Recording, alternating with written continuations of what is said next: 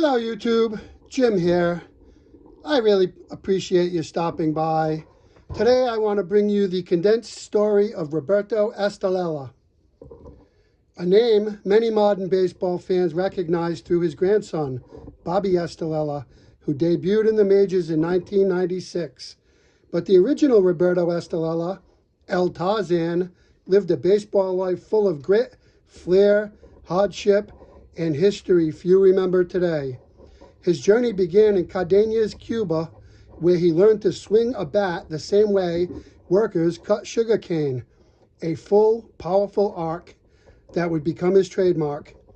Born in 1911, he played for local teams before catching the attention of baseball scout Joe Cambria, who heard whispers of a strong hitter with speed, personality, and raw potential. Cambria bought Roberto a boat ticket to the United States, beginning a legendary odyssey. Unable to speak a word of English, Estalella traveled for 72 sleepless hours from Havana to Key West, Jacksonville, Washington, D.C., and finally Albany, carrying a slip of paper with instructions he was told never to let go.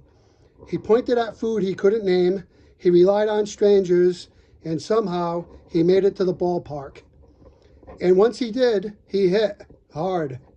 Roberto became a fan favorite in the minors, earning nicknames like Tarzan for the yell he let out each time he stepped to the plate. His numbers were impressive, his charisma undeniable, but doubts followed him everywhere.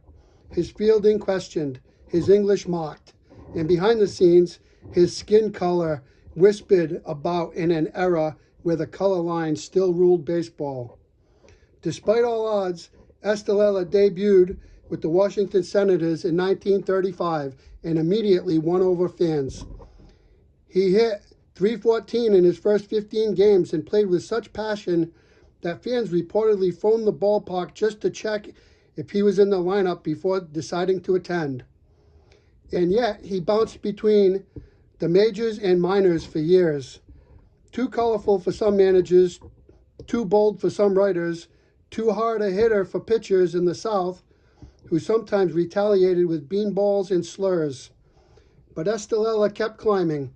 In 1942, with World War II draining rosters, he finally got his chance. He hit .277 that season with a .400 on-base percentage, becoming one of the Senators' most productive players. By 1943 and 1944, with the Philadelphia Athletics, he continued to shine. Connie Mack praised his improvement, his speed, his fielding, and even his diet. Roberto proudly shedding weight and refining his game. 1945 became arguably his best season. He hit .299 and tormented the Detroit Tigers so thoroughly they joked the only way to stop him was to buy his contract.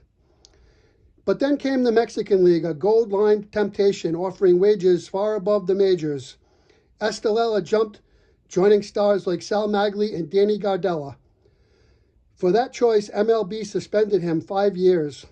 When he finally returned, it was quietly, briefly, and without the fanfare he once commanded. After baseball, Roberto stayed connected to the game, teaching English to younger Cuban players entering the majors. His legacy lived on, not only in stories, not only in box scores, but in his grandson, Bobby Estalella, who proudly wore high stirrups to honor the man who came before him. Roberto Estalella passed away in 1991, long before his grandson reached the big leagues. But as Bobby said years later, "I know he knows what I'm doing." A man who navigated prejudice, language barriers, and baseball politics. A man who brought Cuban flair to American diamonds. A man who swung like he was cutting cane. Roberto Estalella's story is not just baseball history, it's baseball humanity. Thank you all for taking these few minutes to listen and watch. Have a nice day. Bye for now.